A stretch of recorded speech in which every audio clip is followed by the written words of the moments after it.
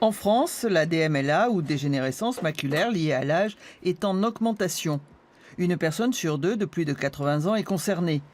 Le vieillissement de la population est l'un des facteurs de risque, mais pas seulement. Les facteurs de risque non modifiables, c'est l'âge et puis la génétique. Quand on a des parents qui ont une DMLA, on est un peu plus à risque de faire une DMLA, un petit peu. Et puis il y a deux facteurs de risque modifiables qui sont l'alimentation et le tabac. Une alimentation équilibrée, ça protège de la DMLA. Fumer, ça augmente le risque de DMLA. Depuis 10 ans, ce service d'ophtalmologie participe à une étude pilotée par l'un des laboratoires INSERM de l'Université de Bordeaux. Son but, mettre en évidence le lien entre alimentation et DMLA.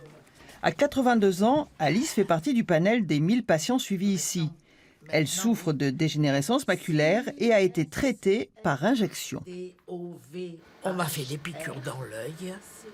On m'en a fait quoi? Allez, en tout,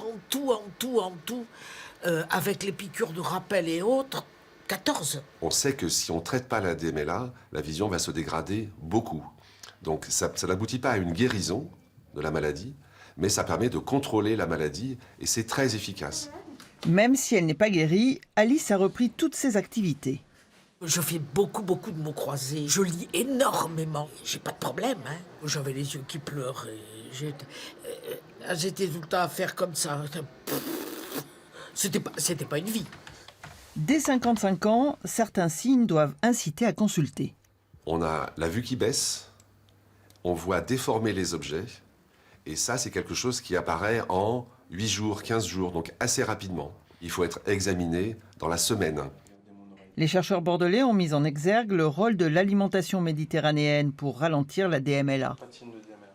Dans l'étude Aliénor, on a montré un effet bénéfique, des apports importants en acides gras oméga 3, donc ce sont des acides gras qu'on va retrouver principalement dans le poisson, et aussi une consommation d'huile d'olive régulière sur la DMLA. Une nouvelle étude bordelaise est lancée avec de nouveaux patients. Les résultats pourraient aider à prévenir la maladie pour les générations suivantes. Et on en parle avec notre invitée Cécile Delcourt, directrice de recherche à l'INSERM. Bonjour. Bonjour. J'allais dire, c'est aussi simple que ça, une bonne alimentation suffit à prévenir ce type de maladie? Alors ça participe à prévenir cette maladie. Bien sûr, ce sont des maladies multifactorielles, comme l'a souligné le professeur Kourbanik. Donc ce n'est pas un seul facteur qui permet d'éviter complètement la maladie, mais ça participe à la prévention de la DMLA. C'est une étude au long cours, 1000 volontaires sur 10 ans. Qui sont-ils? Alors, ce sont des personnes de la communauté urbaine de Bordeaux. Ils ont été tirés sur les listes électorales il y a une dizaine d'années. Et donc, nous les remercions vivement de leur participation active. Ils viennent tous les 2 ans passer des examens ophtalmologiques et répondre à des questions sur leur santé, sur leur alimentation. Justement, les ophtalmologues aujourd'hui prescrivent pas mal d'oméga 3, de vitamines. Est-ce que votre enquête, votre étude y est pour quelque chose? Ça participe bien sûr des connaissances qu'ont les ophtalmologistes maintenant du rôle de la nutrition dans cette maladie.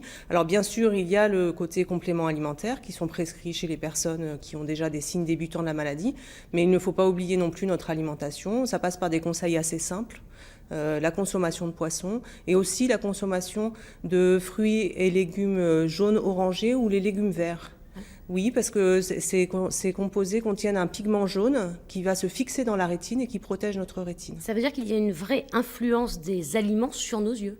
Absolument. Donc on les retrouve vraiment, le contenu des aliments se retrouve dans la rétine, donc on y retrouve vraiment beaucoup d'acides gras oméga 3 qui viennent du poisson, et on retrouve ce pigment jaune qu'on peut vraiment voir au fond de la rétine et qui aide à protéger notamment contre les rayons du soleil. Est-ce que la DMLA peut devenir un enjeu de santé publique d'après vous? Alors c'est un enjeu de santé publique, le bon vieillissement de la population et notamment le fait de garder une autonomie jusqu'aux âges avancés de la vie, c'est un problème de santé publique en France actuellement et donc la vision y participe.